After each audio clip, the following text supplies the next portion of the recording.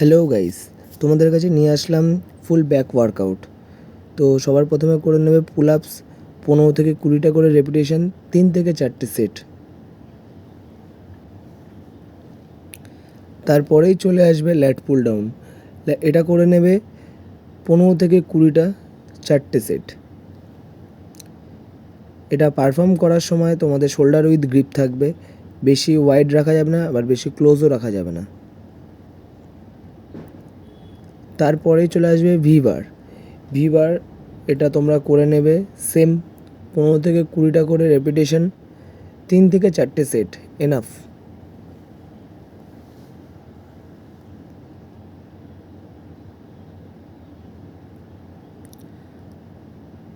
ঠিক তারপরেই আমি মেরেছি স্ট্রেট আর্ম কেবিল ক্রস, যেটা 15 থেকে 20টা করে মেরেছি আমি। এটা মেরেছি 5 সেট।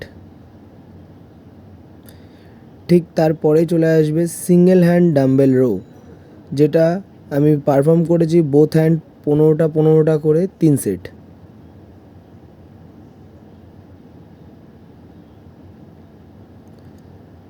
তারপরে আমি পারফর্ম করেছি বেন্ট ওভার রো, এটাও সেম 15 থেকে 20টা করে মেরেছি, 3 থেকে 4টে সেট।